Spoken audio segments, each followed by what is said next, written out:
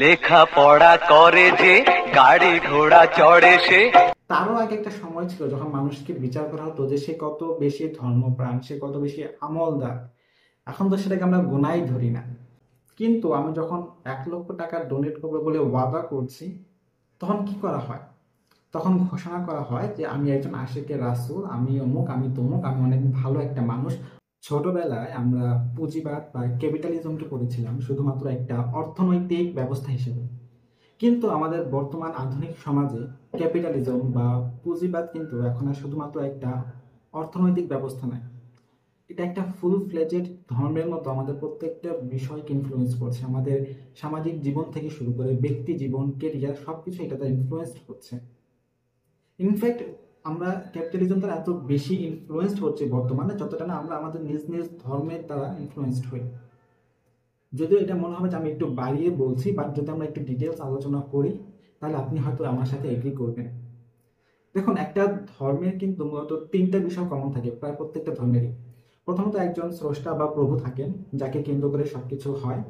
দ্বিতীয়ত হচ্ছে সেখানে কিছু ধর্মীয় রীতিনীতি থাকে, এবং ফাইনালি একটা পুরস্কারের কথা থাকে। ক্যাপিটালিজম কিন্তু আমাদেরকে সেগুলোই অফার করছে। এখানে টাকা খুব ইম্পর্টেন্ট একটা ফিগার। এই টাকার জন্য মানুষ একজন আরেকজনের সাথে ঝগড়া করছে, যুদ্ধ করছে, খুনাখুনি এবং মারামারি পর্যন্ত করছে। টাকার জন্য মানুষের সম্পর্কগুলো নষ্ট হয়ে যাচ্ছে, টাকার জন্য মানুষ একজন আরেকজনের সাথে নতুন সম্পর্ক তৈরি করছে। এখানে টাকা স্রষ্টা না, তবে খুবই পাওয়ারফুল একটা এন্টিটি, যাকে কেন্দ্র করে সবকিছু ঘটে চলছে। আর যদি আমরা রীতিনীতির কথা বলি তাহলে দেখুন, আজকে আমাদের লাইফের সাথে কিছু কমন বিষয় জুড়ে গিয়েছে। নিয়মিত শপিং করা, ঘন্টার পর ঘন্টা কাজ করতে থাকা প্রমোশনের জন্য, এগুলো হচ্ছে ক্যাপিটালিজমের একটা রিচুয়াল, যেখানে আপনাকে অনেক বেশি কাজ করতে হবে, অনেক বেশি টাকা আর্ন করতে হবে। আর আপনার পুরস্কার সেটা হচ্ছে আর্থিক সচ্ছলতা, বিলাসিতা এবং খরচ করার স্বাধীনতা। ক্যাপিটালিজম আপনাকে এটাই অফার করছে যে আপনি যখন যা খুশি তা আপনি খরচ করতে পারছেন। এই স্বাধীনতাটা পাওয়ার জন্য আপনি টাকার পিছনে দিনরাত ছুটে চলছেন। আর ক্যাপিটালিজম এখন আমাদের সমাজের প্রত্যেকটা অংশকে ইনফ্লুয়েন্স করে যাচ্ছে। আমাদের কাজকর্ম থেকে শুরু করে শিক্ষা ব্যবস্থা, আমাদের পারিবারিক সম্পর্কগুলো, সামাজিক সম্পর্কগুলো সবকিছু কিন্তু এখন ইনফ্লুয়েন্স হচ্ছে এই পুঁজিবাদ দ্বারা।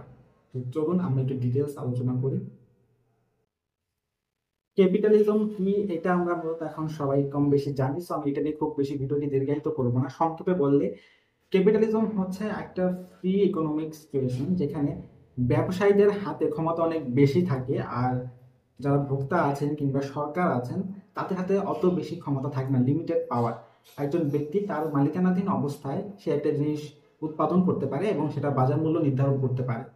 এখন আপনি দেখবেন যে বিভিন্ন পণ্যের দাম আকাশ ছোঁয়া। ফর এক্সাম্পল, আইফোন এত বেশি প্রাইস কেন? এটা সঠিক ব্যাখ্যা তারা আপনাকে দিবে না। তার প্রাইস বছর পর বছর বাড়িয়ে যাচ্ছে, কিন্তু মানুষ এটাকে আগ্রহ করে কিনে যাচ্ছে। ওটার প্রাইসটাকে নিয়ন্ত্রণ করার কোনো উপায় নেই। তাদের বেস্ট ফিচারটাই হচ্ছে তাদের প্রাইস অনেক বেশি। এরকম আরো অনেক ব্র্যান্ডেড কাপড় দেখবেন যে পোশাকের দামগুলো অনেক বেশি। হ্যাঁ, পোশাকের কোয়ালিটি ভালো, বাট সত্যি কি এটার প্রাইস এত হওয়া ডিজার্ভ করে? সেটা একটা প্রশ্ন। কিন্তু দিন শেষে এগুলোর দাম যারা উৎপাদনকারী আছেন তারাই নিয়ন্ত্রণ করতে পারছেন। এই স্বাধীনতা পুঁজিবাদ তাদেরকে দিচ্ছে। এখানে সরকার বা ভোক্তাদের তেমন একটা কিছু করার নেই। ফর এক্সাম্পল, আমি একটা কাগজের নৌকা তৈরি করে সেটাকে রং করলাম। এখন এটার দাম আমি কত ধরবো সম্পূর্ণ আমার ইচ্ছা।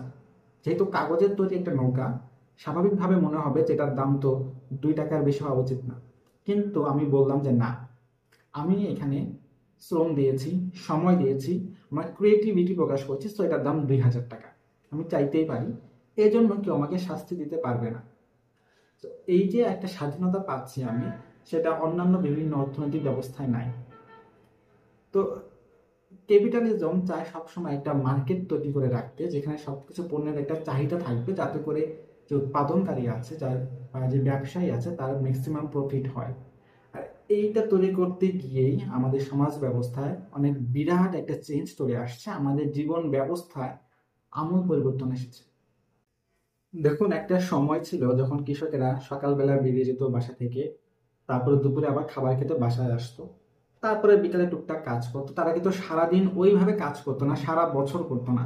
হয়তো সিজনের সময় একটু বেশি কাজ করা লাগতো, বাট সারা বছর কিন্তু তারা এভাবে কাজ করতো না। কিন্তু আধুনিক সময়ে আমরা যারা কর্পোরেটে জব করি তাদের কথা চিন্তা করুন। শীত, বর্ষা, গ্রীষ্ম, পুরো বছর আমরা একইভাবে টানা কাজ করে যাচ্ছি। এবং খুব রিসেন্টলি ভারতের বেশ কয়েকজন বিভিন্ন বিজনেস টাইকুন বা বিভিন্ন কোম্পানির সিইও বেশ কিছু মজার কমেন্ট করেছেন। কেউ বলছেন যে ইয়াং জেনারেশনের উচিত সপ্তাহে 70 ঘন্টা করে কাজ করা।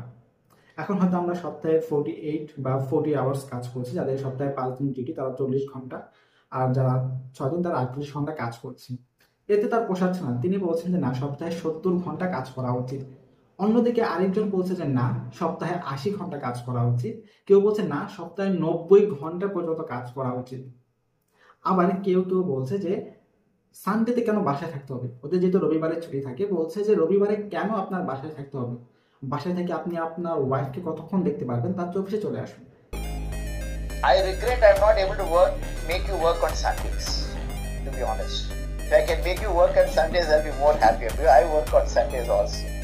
What do you do sitting at home? How long can you stare at your wife? How long can the wife stare at your husband? তো এইরকম একটা মেন্টালিটি চলছে যে কাজ কাজ আর কাজ। লাইফে আপনার কাজ ছাড়া আর কিছুই নাই, আপনার লাইফে শুধু কাজই আছে। এবং আপনি কেন এত কাজ করছেন?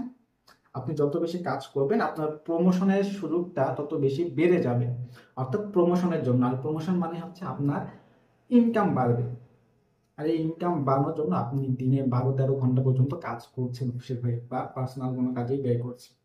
তো এইরকম লম্বা একটা সময় একজন মানুষ কাজ করছে, তাহলে সে ফ্যামিলিকে কোন সময়টা দিবে? এটা আমরা ভাবতে পারছি না। আমরা শুধু ভাবছি যে আমি আমার ফ্যামিলিকে টাকা প্রোভাইড করতে পারছি কি না। এই যে কাজের একটা মেন্টালিটি তৈরি হয়ে গেছে, এইটা করতে করতে এটা কিন্তু অনেকটা ক্যাপিটালিজমের প্রভাব, যে আপনার কাছে যত বেশি টাকা থাকবে মানুষ আপনাকে তত বেশি সাকসেসফুল ভাববে। এই মেন্টালিটি থেকে মানুষ এখন দিনরাত কাজ করেই যাচ্ছে। দ্বিতীয় যে বিষয়টা নিয়ে কথা বলতে চাই সেটা হচ্ছে ভোগবাদ। মূলত এই বিষয়টা নিয়ে কথা বলার জন্যই আমি এই ভিডিওটা তৈরি করা শুরু করি।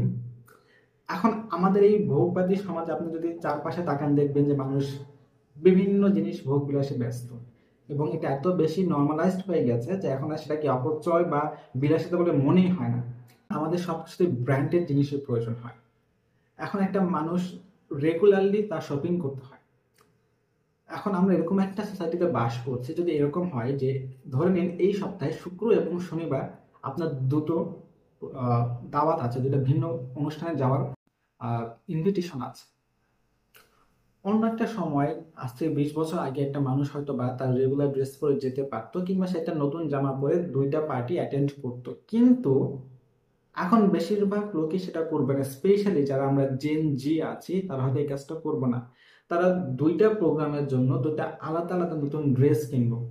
কেননা যদি আমি সেম ড্রেস পরে 2টা পার্টি অ্যাটেন্ড করি, ইটস ভেরি আনকুল। আমাকে 2টা ভিন্ন ড্রেস পরে 2টা জায়গায় যেতে হবে। এটা এখন আমাদের একটা মেন্টালিটি হয়ে গেছে। খেয়াল করে দেখুন যে এখন আমরা ফ্ল্যাগশিপ বিভিন্ন ফোন কিনছি, স্যামসাং এর এস সিরিজ হোক কিংবা আইফোন হোক, এত দাম দিয়ে মানুষ ফোন কিনছে এবং সেটাকে বছর বছর আবার পাল্টাতে হচ্ছে। যে কেউ একজন হয়তো বা S23 চালাচ্ছিল, দেন S24 চলে এসছে, এখন তাকে সেটাই কিনতে হবে। কেন? ব্যাকডেটেড হয়ে গেছে তার ফোনটা। খুব বেশি যে ফিচার্স অ্যাড হয় সেটাও কিন্তু না, তারপর মানুষকে কিনতে হবে। আমি যে একটা অফিসে চাকরি করতাম সেখানে যে একটা পিয়ন ছেলে ছিল, ওর বেতন ওই সময় খুব বেশি ছিল না, 7-8 হাজার টাকা ছিল। বাট ওর খুব শখ ছিল আইফোন কেনার। ধার দেনা করে হলেও সে আইফোন কিনবে। দেখুন, এই যে একটা ক্রেজ আইফোনের পিছনে, কেন? একটা আইফোন কিনলে ওর লাইফে কি ভ্যালু অ্যাড করবে সেটা, এটার উত্তর ওর কাছে নাই। বাট ও জানে যে ওর হাতে যদি একটা আইফোন থাকে মানুষ হয়তো ওকে আরো বেশি মূল্যায়ন করবে। এই যে একটা আমাদের নিজেদের প্রতি নিজেরা প্রেশার ক্রিয়েট করি ব্র্যান্ডেড জিনিসের প্রতি, এটা কিন্তু ওই ক্যাপিটালিজমের কারণে। কারণ ক্যাপিটালিজম আমাদেরকে শেখাচ্ছে যে তোমার কাছে যখন ব্র্যান্ডেড জিনিস থাকবে মানুষ ভাববে তুমি বেশি সাকসেসফুল। খেয়াল করে দেখবেন কোন একজন সোশ্যাল মিডিয়া ইনফ্লুয়েন্সার সে যখন তার জার্নি শুরু করে এবং কিছুটা সাকসেস পাওয়া শুরু করে, হয়তো তার 2 লাখ 3 লাখ ফলোয়ার্স হয়েছে, সে আর্নিং করা শুরু করেছে, সে শীঘ্রই একটা আইফোন কিনে ফেলে এবং দেন শো অফ করে যে আইফোন কিনে ফেলেছি, বা এখন তার খুব ভালো লাগছে, মনে হচ্ছে যে কাছে সে খুব সাকসেসফুল হয়ে গেছে জাস্ট একটা আইফোনের কারণে। একটা আইফোন এতটা ভ্যালু রাখে আমাদের কাছে ইদানিং। এরকম প্রত্যেকটা ব্যাপারে কিন্তু আমরা মনে করি যে যেখানে আমরা বেশি টাকা খরচ করছি সেটা ভালো। কয়েক বছর আগে আমি যখন গ্রামের বাড়িতে যাই তখন আমাদের একজন রিলেটিভ বলছিলেন যে তিনি ঢাকায় গিয়ে খুব বড় একজন ডাক্তার দেখিয়েছেন। কেউ একজন সেটা মানতে চাচ্ছিল না যে সে খুব ভালো ভালো ডাক্তার দেখিয়েছে। তখন ডিফেন্ড করার জন্য সে কি বলছে, সে কিন্তু বলে না যে ওই ডাক্তার অমুক হসপিটালে বসে কিংবা এই ডাক্তার অমুক ডিগ্রি আছে, সে জাস্ট বললো যে এই ডাক্তার 800 টাকা ফিজ নেয়। যেহেতু সে বেশি টাকা ফিজ নিচ্ছে তার মানে সে বেশি জ্ঞানী, বেশি জানে, বেশি বোঝে। এরপর আমরা বলছি যে ডাক্তাররা জল্লাদ, তারা বেশি টাকা ফিজ নেয়। অথচ আমরাই কিন্তু এভাবেই জাস্টিফাই করছি যে বেশি টাকা নিচ্ছে সে বেশি ভালো ডাক্তার। তো প্রত্যেকটা জিনিসকে আমরা এভাবে টাকা পয়সা দ্বারা জাজ করা শিখছি। এর ফলে যেটা হচ্ছে যে আমরা অনেক বেশি নিজেরাও ক্যাপিটালিস্ট হয়ে গেছে, আমাদের কাছে যে জিনিসের প্রাইস বেশি সেটাই ভালো মনে হয়। এবার আসি শিক্ষা ব্যবস্থার ক্ষেত্রে। বর্তমানে আমাদের লেখাপড়ার সিস্টেমটা টোটালি ক্যাপিটালিজম দ্বারা প্রভাবিত।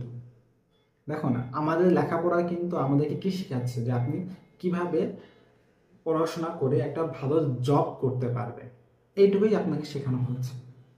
কারণ আপনি যদি জব না করেন তাহলে তো ক্যাপিটালিজম সাস্টেনেবল হবে না, আপনাকে চাকরি করাতে হবে। যখন আপনি চাকরি করবেন তখন বাজারে একটা ভালো চাকরির বাজারে অনেক বেশি ক্যান্ডিডেট থাকবে। যখন এই ক্যান্ডিডেট বেড়ে যাবে তখন এই স্যালারি কমিয়ে দেওয়া যাবে, আর এতে করে ক্যাপিটালিস্টরা লাভবান হবে। গেমটা কিন্তু এইখানে। এটা তো গেল পড়াশোনা শেষ করার পরে, বাট খেয়াল করে দেখুন গত 25-30 বছরে লেখাপড়া ডিমান্ড অনেক বেশি বেড়ে গেছে। এই যে হঠাৎ করে লেখাপড়ার এত বেশি ডিমান্ড, বর্তমানে আমাদের দেশে প্রাইভেট ভার্সিটি আছে সম্ভবত 108টা। এতগুলো প্রাইভেট ইউনিভার্সিটি, তারপরেও হয়তো দেখা যাচ্ছে যে ইউনিভার্সিটিগুলো তাদের যে পরিমাণ সিট সংখ্যা তার চেয়ে তো বেশি পরিমাণ ভর্তি নিচ্ছে। তাহলে এত বেশি ছাত্রদের যোগান পাচ্ছে তারা, সবাই কেন বেশি লেখাপড়া করতে চাচ্ছে? দেখুন, একটা সময় ছিল যখন লেখাপড়ার উদ্দেশ্য ছিল মানুষকে মানুষের মতো হতে শেখানো, মানুষকে ভদ্র মানুষ বা মনুষ্যত্ব বৃদ্ধি করা। তখন কিন্তু লেখাপড়াকে মানুষ অতটাও প্রাধান্য দেয় না।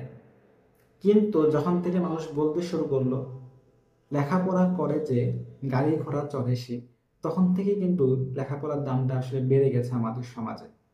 লেখাপড়া করে যে গাড়ি ঘোড়া চড়ে সে, আপনি ভালো লেখাপড়া করলে আপনি ভালো একটা চাকরি পাবেন, এই টেন্ডেন্সি থেকে কিন্তু এখন মানুষ লেখাপড়া করছে। তো লেখাপড়া করে কেউ তার বিবেক বোধ বা মনুষ্যত্বকে বাড়াচ্ছে না।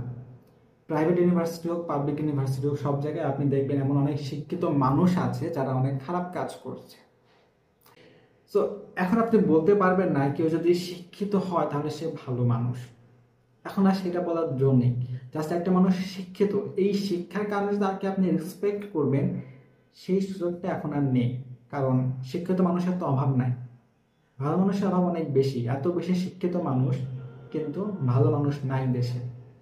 সবাই স্বার্থপর, সবার মধ্যেই মনুষ্যত্ব অনেক বেশি কমে আসছে, অপরাধ বেড়ে যাচ্ছে এবং এই শিক্ষিত মানুষগুলো দেদারসে দুর্নীতি করে যাচ্ছে।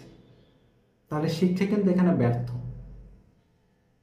অন্যদিক থেকে যদি আমরা চিন্তা করি শিক্ষা ব্যর্থ না, কারণ শিক্ষার মূল উদ্দেশ্য তো এখন আর মানুষকে মানুষ বানানো নয়, মনুষ্যত্ব শেখানো নয়, বরং শিক্ষার উদ্দেশ্য হচ্ছে আপনাকে এমনভাবে বিল্ড আপ করা যাতে করে আপনি চাকরি করতে পারেন, টাকা আর্ন করতে পারেন এবং আপনি সেটা করতে পারছেন।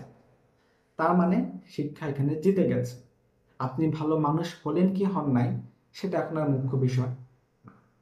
এতক্ষণ যেগুলো বললাম এগুলো তো হচ্ছে ক্যাপিটালিজম কিভাবে আমাদের ব্যক্তি জীবনকে প্রভাবিত করছে। বাট ক্যাপিটালিজমের সবচেয়ে ডার্কেস্ট যে পার্টটা সেটা হচ্ছে সম্পদের পুঞ্জীভূতিকরণ। দেখুন, রিসেন্টলি কিছু স্টাডিজ পাবলিশ হয়েছে যেখানে কেউ কেউ বলছে যে পৃথিবীর 95% ওয়েলথ মাত্র 1% মানুষের কাছে বিলং করে। আবার কেউ কেউ বলছেন 92%, 90%। আমরা যদি ধরে নিই যে মাত্র 1% মানুষের কাছে 90% সম্পদ রয়ে গেছে পৃথিবীর, তাহলে দেখে নিন যে এখানে ডিফারেন্সটা কত বেশি। এটা তো খুব স্বাভাবিক। আপনি খেয়াল করে দেখেন আম্বানি বা ইলন মাস্ক, তাদের যে নেট ওয়ার্থ আপনি যদি এখন গুগল করেন যে অ্যামাউন্টটা আসবে, সেটা বাংলায় যত টাকা হয়, আমার পক্ষে সেই অ্যামাউন্টটা যে কনসেপচুয়ালাইজ করা সেটা আমি করতে পারছি না, ঠিক কত পরিমাণ সেটা হয়, ওই পরিমাণ কত টাকা, সেটা এত এত বিলিয়ন ডলার, সেটাকে যদি আমি বাংলায় নিয়ে আসি সেটা কত টাকা হয়, সেটা বোঝা আমার জন্য অনেক কঠিন হয়ে যাচ্ছে।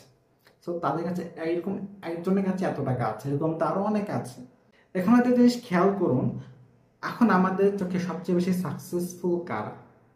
যার কাছে সবচেয়ে বেশি টাকা আছে, যেটা হচ্ছে এই ক্যাপিটালিজম ধর্মের বৈশিষ্ট্য।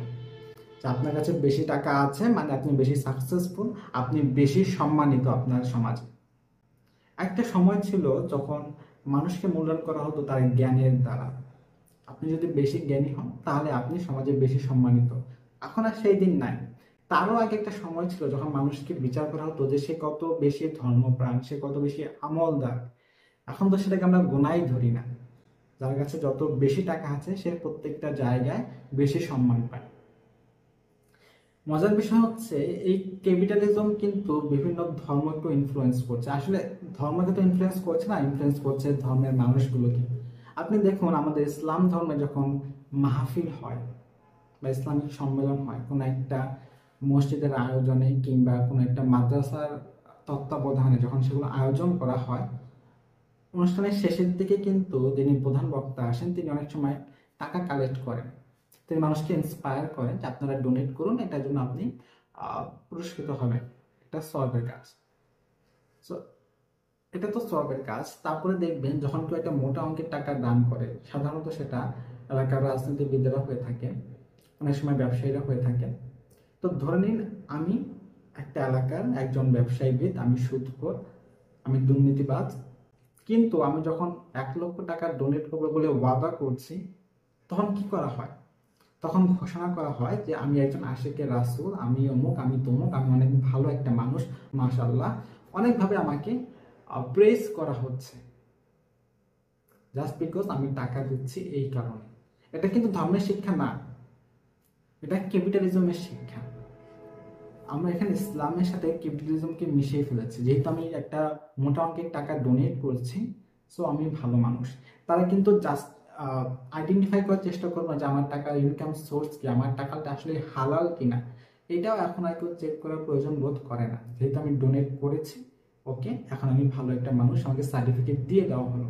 এবং এই কাজটা দেখবেন অনেকেই করছে। যখন এই কারো এগেনস্টে কোনো কন্ট্রোভার্সি হয়, সে ডোনেশন করা শুরু করে, সে গরিব মানুষদেরকে খাওয়ানো শুরু করে, সে বিভিন্ন জায়গায় মসজিদ মাদ্রাসা নির্মাণ করে, স্কুল কলেজে টাকা পয়সা দান করে এবং একটা ভালো পাবলিক ইমেজ তৈরি করে। বা তার টাকার উৎসটা আসলে কি, তখন আমরা সেটা ভাবার চেষ্টা করি না। অনেক কোটিপতি মানুষেরা আছেন যারা অনেক বেশি চ্যারিটি করেন, বাট এই চ্যারিটি করার মূল লক্ষ্যটাই কিন্তু হচ্ছে নিজেদেরকে মার্কেটিং করা আর ট্যাক্স ফাঁকি দেওয়া। সো এই দান নাকি মার্কেটিং, এটা নিয়ে আমি অলরেডি একটা ভিডিও করে রেখেছি, you can check that out. এখানে হয়তো আসবে ভিডিও শেষের দিকে, ওটা দেখতে পারেন। তো আজকের মতো এখানেই শেষ করছি। ভিডিও হয়তো অনেক লম্বা হয়ে গেছে, এতক্ষণ পাশে থাকার জন্য ধন্যবাদ। আশা করছি চ্যানেলটা সাবস্ক্রাইব করবেন। আল্লাহ হাফিজ।